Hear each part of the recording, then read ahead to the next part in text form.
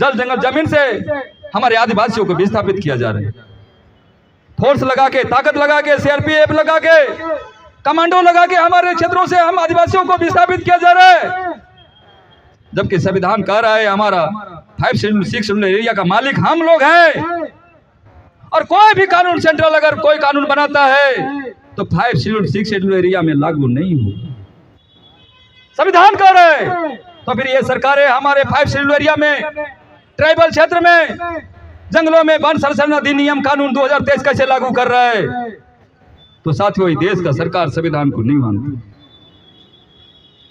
ये जो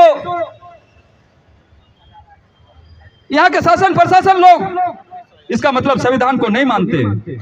अगर संविधान को मानते तो ये ट्राइबल क्षेत्र में वन संरक्षण अधिनियम 2023 कैसे लागू करते, जबकि लागू कर दिया है। इससे तात्पर्य जो इससे साफ साबित होता है साथियों कि देश के शासक वर्ग संविधान को नहीं मानते। अगर संविधान को मानता तो हमारे ट्राइबल क्षेत्र में ये वन संरक्षण अधिनियम 2023 लागू नहीं कर सकता है। लेकिन बड़ा विडंबना के साथ बताया जा रहा है साथियों, आप लोग को बताना चाहता हूं कि 76 साल में साथियों हमको वो अधिकार मिला नहीं। अगर वो अधिकार मिल जाता तो आज हम लोग यहाँ बैठने नहीं आते। अरे इतनी अधिकार लिखा हुआ है कि आज हम लोग राजा होते, राजा। और जब राजा होते हम लोग तो राजा को कोई दिक्कत होती है? अभी देश का राजा जिस जाति समाज से आता है साथियों, उन लोग कभी रोड में कभी उन लोग को मांगने नहीं देखे होंगे। जो राजा है उसकी कोई दिक्कत नहीं होता सर। तो हम लोग राजा होते, आज जो राजा होना चाहिए आज फकीर है। हम लोग जब चाहे सरकार भगा दो।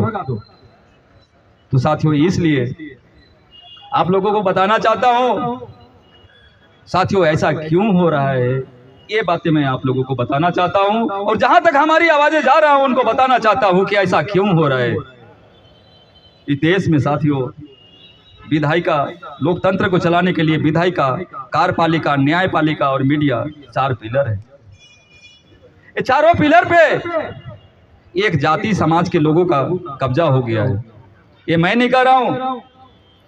कार्मिक विभाग में जो आरटीआई लगा करके साथियों जो रिपोर्ट मंगाया गया उसमें कहा गया कार्यपालिका में 80% ब्राह्मण और तत्समुच्च जाति के लोग हैं, IAS IPS।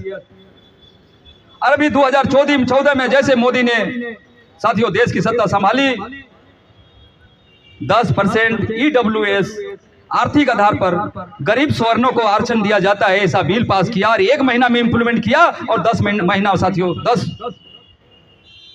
मतलब पूरे 10% और जिस समाज का प्रतिनिधित्व 80% कार्यपालिका में है उस समाज के लोगों को EWS के नाम से 10% आरक्षण साथियों 1 महीना में कानून पास करके दिया गया। एक जाति के समाज के लोग जिनका 80% प्रतिनिधित्व है उसको 10% दिया गया और उनके जाति के समाज का प्रतिनिधित्व तो 90% हो गया। कार्यपालिका में एक जाति समाज के लोग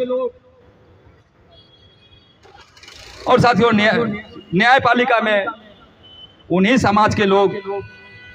बेसराम साहब कहते हैं कि न्यायपालिका में 97% ब्राह्मण जज है। सुप्रीम कोर्ट में 34 पोस्ट होता है, 32 ब्राह्मण है। बेसराम साहब बता रहे थे एक ST का है, एक SC का है, OBC का तो एक जज भी नहीं है सुप्रीम कोर्ट में। यानी न्यायपालिका में भी एक जाति समाज का कब्जा है। मीडिया है साथियों, मीडिया का काम है इस देश में लोकतंत्र में सभी बातों को,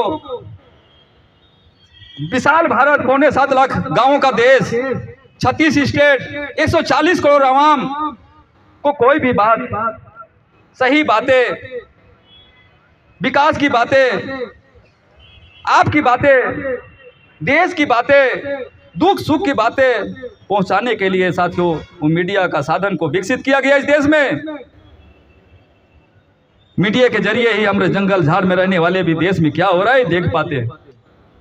लेकिन बड़ी विडंबना के साथ साथियों बताना पड़ रहा है कि electronic media, print media, traditional media, educational media, ये सभी जो मीडिया है बैस बनिया का,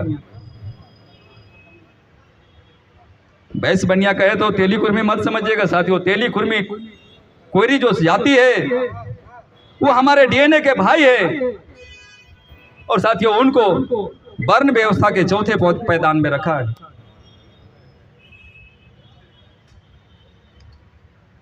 तो ये मीडिया किनका है?